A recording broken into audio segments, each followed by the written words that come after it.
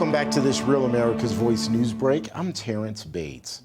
The country continues to mourn the deadly shooting at Annunciation Catholic School in Minneapolis. An 8-year-old and a 10-year-old are dead, while 14 other kids, along with 3 senior citizens, are hurt. Minneapolis' police chief says the injured are expected to survive. Late Wednesday, hundreds crowded into a nearby church for a vigil. Hundreds more mourned outside while the region's archbishop tried to comfort them. In the meantime, the shock of this heinous attack is shifting now to anger. These kids were literally praying. It was the first week of school. They were in a church. These are kids that should be learning with their friends. They should be playing on the playground. They should be able to go to school or church in peace without the fear or risk of violence, and their parents should have the same kind of assurance. These are the sort of basic assurances that every family should have, every step of the day, regardless of where they are in our country. To that end, President Trump says he has been fully briefed on the shooting and will continue to monitor the situation. He also ordered the U.S. flag to be flown at half-staff across the country for the rest of this month. You can see the White House here and the flag at half-staff.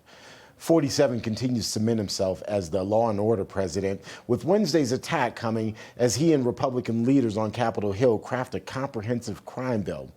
As for this latest shooting that has the entire country shaking its collective head, we now know the cowardly 23-year-old transgender shooter fired dozens of deadly shots from outside the church through the windows during morning mass. American-born Pope Leo XIV sending his condolences this morning, saying that he is praying for the relatives of the dead. And while the Trump administration has one eye on Minneapolis, the other is shifting to Wisconsin today. Vice President J.D. Vance will be in the Cheese State in order to promote President Trump's One Big Beautiful Bill. The two leaders met at the White House for lunch on Wednesday in preparation for the vice president's trip today. That's a quick check of your headlines. I'm Terrence Bates.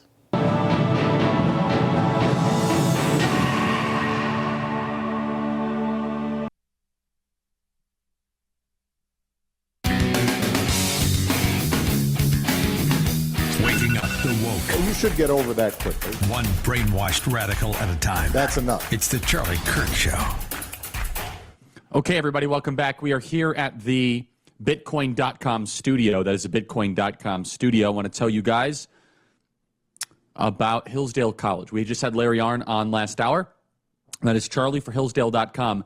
charlieforhillsdale.com. History, economics, the great works of literature.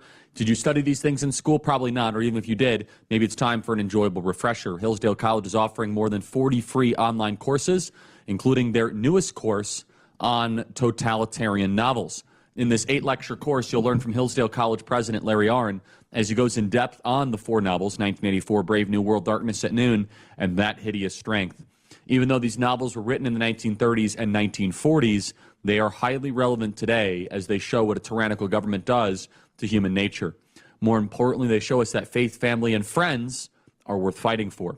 Hillsdale College is America's greatest college. You heard from Dr. Arnn last hour, and maybe you read these books a long time ago in school. Maybe you've heard others talk about them. You could take the same courses that the experts take. They're free of charge.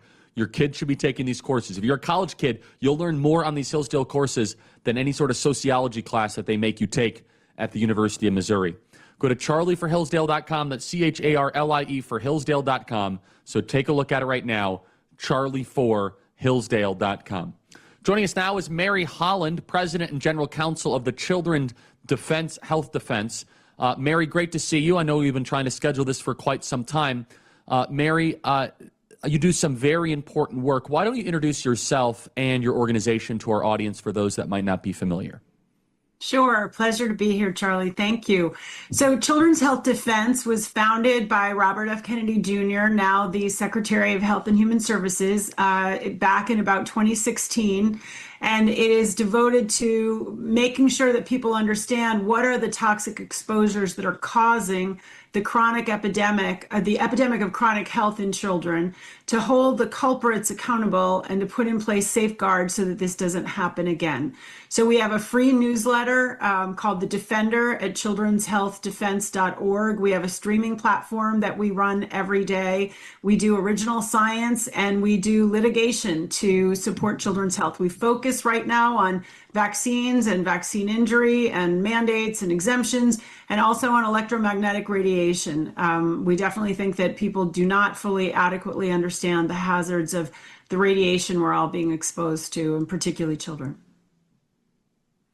Let's start with the second component there. What do you mean by electromagnetic radiation? Do you mean Wi-Fi? And what evidence, what studies do you have to support how that might be hurting our children? Sure. So basically, Charlie, the laws went into effect in the early 1990s ahead of, widespread use of Wi-Fi and tablets and cell phones and laptops and computers. There's just been an explosion going from 3G to 4G to 5G, working now on 6G, 7G.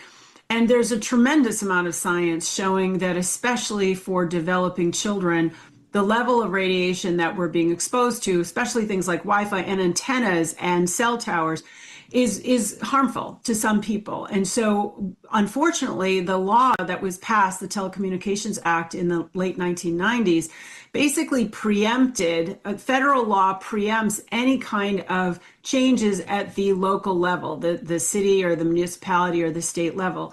And so we're working on that right now. Basically, people who have a cell tower put right next to their house and it's causing strokes or tinnitus or heart attacks or cancer, and all of those things are real. They need to be able to have some ability to organize and say, no, you can't put it here. You can put it someplace else where it's not going to harm people in a residential community. So we have something called 704 No More. It's Section 704 of the Telecommunications Act.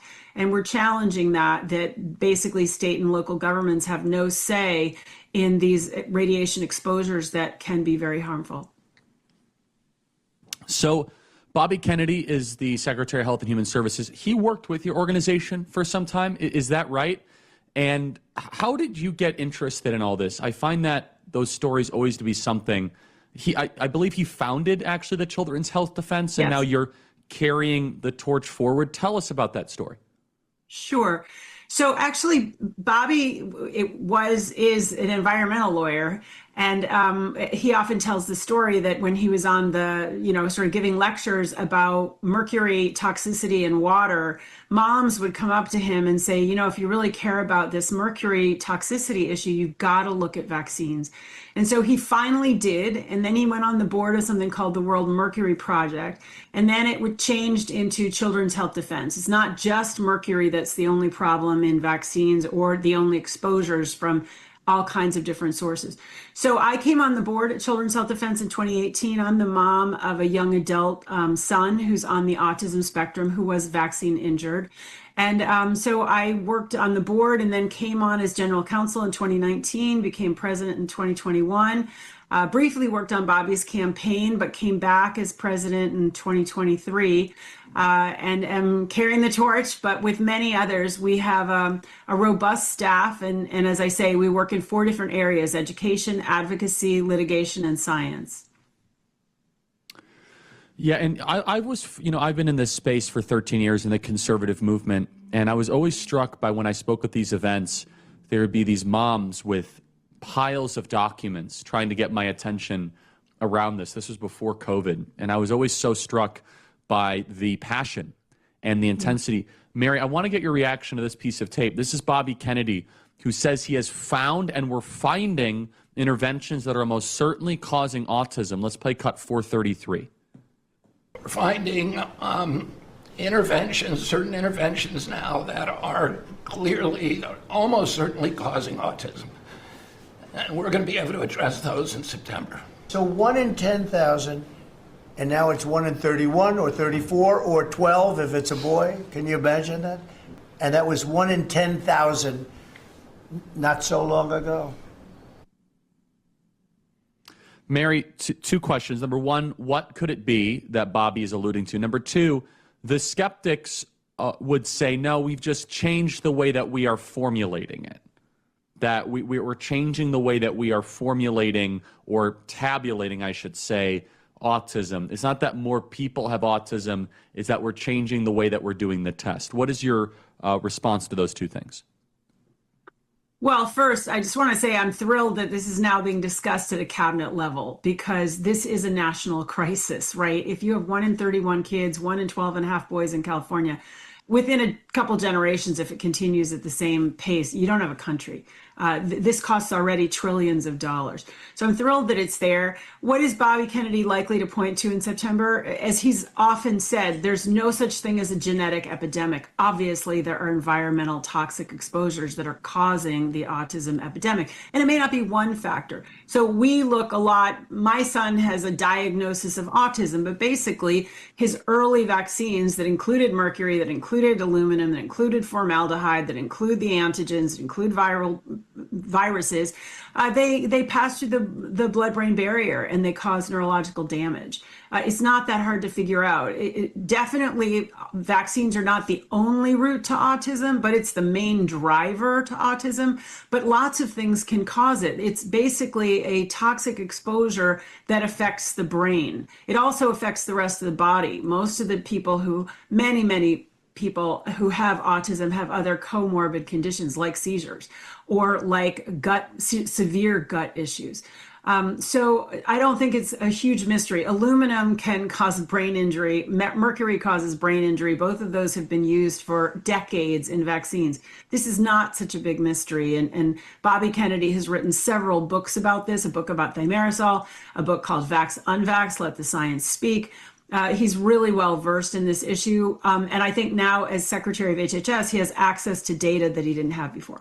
So you mentioned your second point, Charlie, is this notion of, we doctors are so much better at diagnosing. Expanding really, there's no the real definition, change. right? Yeah, exactly. Yeah, keep going. So, but we've expanded the definition. We had a guest recently that said that. Please, I want you to walk us through that, please, Mary Helen. So I do want to acknowledge, Charlie, that there have been changes in the definition of, we used to have something called Asperger's. We had different things under an autism spectrum diagnosis. We have changed the definitions. We got rid of some. We got rid of Asperger's and pervasive developmental disorder not otherwise specified. They've definitely been changing around the definitions, which only makes the picture muddier.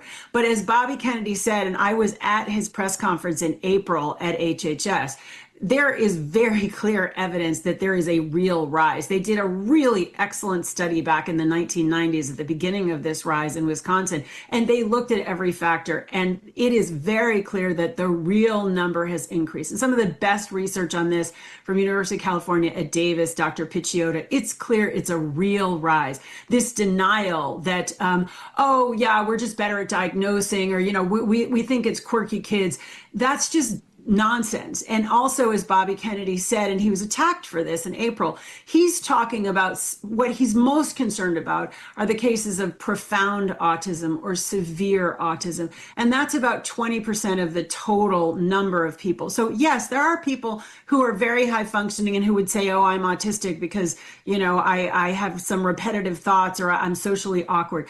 That's not what we're talking about. We're talking about the adults who cannot speak, the adults who cannot toilet themselves, the adults who may have multiple seizures every day. We're talking about the people who will never be able to hold a job, who will never be able to pay taxes. That is a profound issue that the country has not been willing to look at because, sad to say, it does implicate the medical establishment. It does implicate the regulars. It does implicate the conflicts of interest. And I'm so grateful that Bobby Kennedy is in the position that he's in now, as difficult as it is. And it must be very difficult because he does have the tools now to get the data to persuade the American public. This is what's really happening. These are the facts. This is not the spin. This is not big pharma. This is not big media. This is the facts based on the records we have from Medicare and Medicaid. And so, Mary, I want to keep you for a little bit more time here because I think our audience is quite engaged with this. What would you say to some people that are concerned that if we have lower vaccination rates, we'll see higher rates of otherwise preventable diseases. About 1 minute, Mary, then I want to give you adequate time to answer that. But please, Mary Holland from the Children's Health Defense. Please respond. Sorry, Mary, 1 minute if you want to answer to that. Oh, sure. Sorry. Listen, we like to imagine that we have herd immunity from these vaccines right now. You know, very few adults are going back to get their measles shots. We have good treatments for the most severe of these childhood diseases. The most transmissible is measles. We know what to do if somebody gets measles. I'm old enough that I had measles. Every child in my family, and there were many, had measles. People imagine that these are deathly diseases. These are not deathly diseases. They're really not, and we have good treatments for them. So yes, and some people, there may be a much safer vaccine schedule. There may be much safer ways to make vaccines with different adjuvants. There's a whole opportunity here that we haven't had before. But in my view, the fundamental issue is that people need to be able to make these choices for themselves and their children. The government cannot mandate an injection that could kill a child, which is the reality that we live with right now. Stay right there. I want to talk to you about the GRACE Act in a second. ZFactor.com. ZFactor goes beyond melatonin. ZFactor uses a combination of 4 natural ingredients to help you relax your mind. Right now, pay only $19.95 for a 30-day supply, 46% savings. Call 1-800-4RELIEF. That is 1-800-4RELIEF. Go to ReliefFactor.com. Better sleep without drugs. See how ZFactor can get you the Z's you want at ReliefFactor.com. Mary Holland continues to the break. We'll be back in about 10 seconds.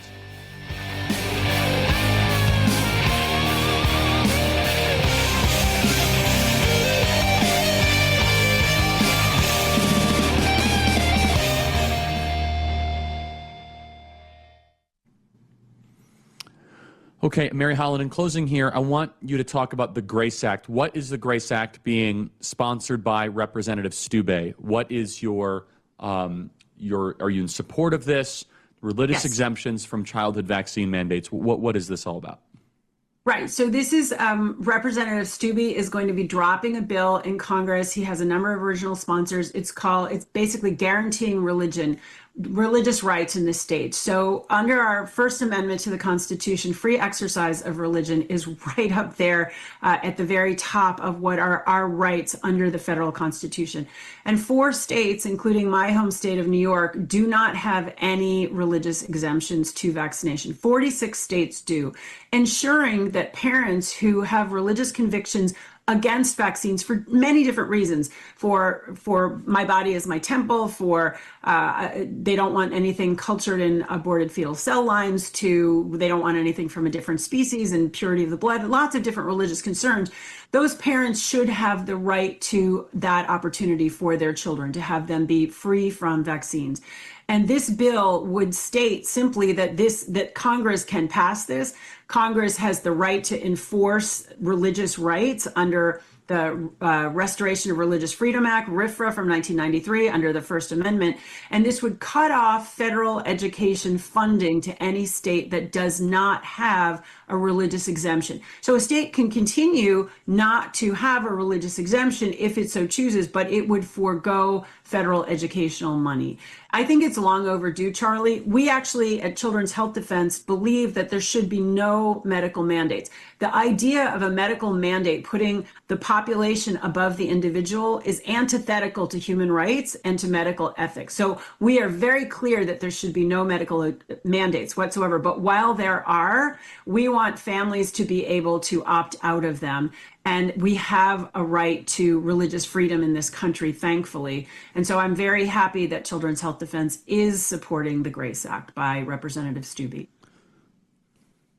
In closing, what other work are you doing, Mary? We have a minute remaining that you want our audience to be aware of. What is the website? How can people get involved? Because there's a lot of people in our audience that are having difficulty navigating this. They have questions. They don't always know what they believe about this topic, but they also know that there is something wrong about giving an 18-month-old the COVID shot. I mean, that one is just ridiculous. Charlie, and so, not an 18-month-old. It had been 6 months olds that had been recommended. There's a lot going. The good news here is there's a lot going on in this space. So we're at childrenshealthdefense.org, and we have a free newsletter, The Defender, you can sign up for. We have streaming every day at 10 a.m. We bring on doctors and scientists and lawyers to talk about these issues.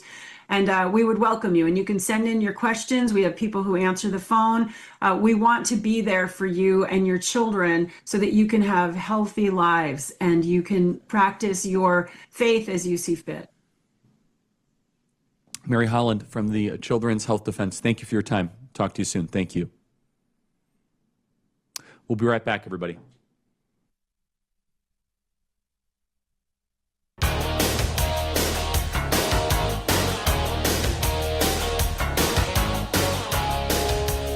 Okay, everybody, we're here at the Bitcoin.com mobile studio. Make the switch today to Patriot Mobile. That is patriotmobile.com/Charlie, patriotmobile.com/Charlie. Let me try to find their details here.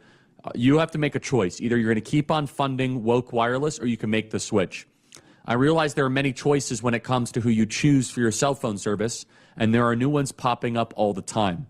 But here is the truth. There's only one that boldly stands in the gap for every American that believes that freedom is worth fighting for, and that is Patriot Mobile. Go to patriotmobile.com/Charlie. For more than 12 years, Patriot Mobile has been on the front lines fighting for our God-given rights and freedoms while also providing exceptional nationwide cell phone service with access to all three major networks. And don't just take my word for it. Ask the hundreds of thousands of Americans who've made the switch and are now supporting causes they believe in simply by joining Patriot Mobile. That is patriotmobile.com/Charlie. Switching is easier than ever. You can activate in minutes from the comfort of your home. Keep your number, keep your phone, or upgrade. Go to patriotmobile.com/Charlie. Patriot Mobile's all U.S.-based customer service team is waiting for you to call at 972-PATRIOT. That is 972-PATRIOT. Go to patriotmobile.com/Charlie. Okay, everybody, we have big breaking news. The Democrats have a new fight song. It is college football season. You know, we got the huge game on Saturday. We got Texas, Ohio State. You know, you could just sing some of the great fight songs of college football. You could just hear them. The Notre Dame fight song, the Michigan fight song. Danny loves the Michigan fight. We should play the Michigan fight song every day.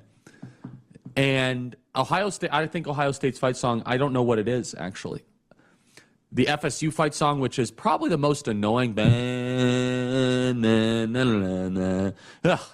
makes my skin crawl. I mean, Ryan, you like that? Come on.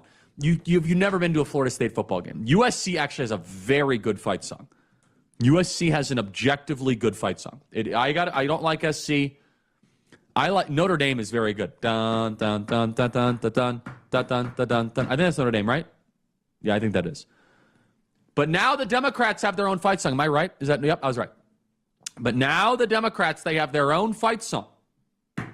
And they're going to be really a force to be reckoned with. This will be up there with the jump around UW-Madison tradition. This will be up there with the Oregon fight song. This will be up there. Everybody, I can't tell you. They have released their new fight song at the Democrat National Convention. Play cut 493. DEMS, we rise. Stronger together, blue skies. Lift your voice, we're bold and true. Onward, Democrats, we shine blue.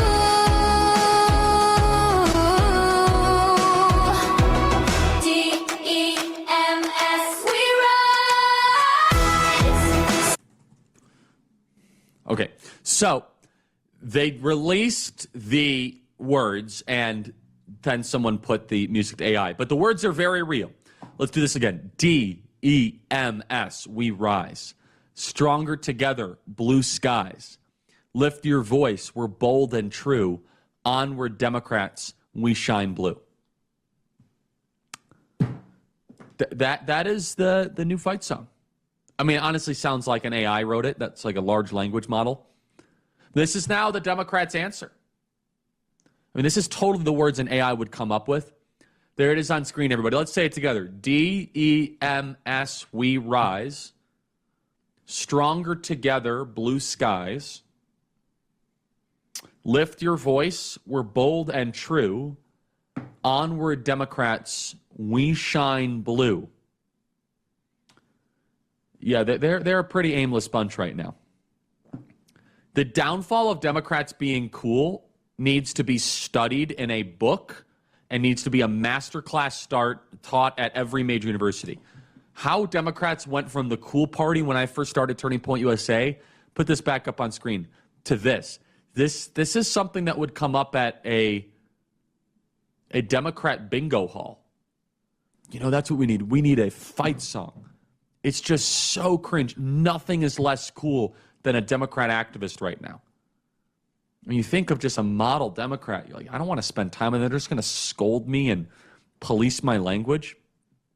The only cool people on the left hate Democrats. And if you actually want to end up being cool, you have to be a Mamdani level communist. So say it with me, everybody. DEMS, we rise. Stronger together, blue skies. Lift your voice, we're bold and true. Do you know how you know it's AI? Because of that little line. AI uses that line a lot more than humans do. Between Democrats and we, whatever they call it. That's how you know AI wrote it. With that, I say, have a great weekend. I'll see you guys on Tuesday. I'll be off tomorrow.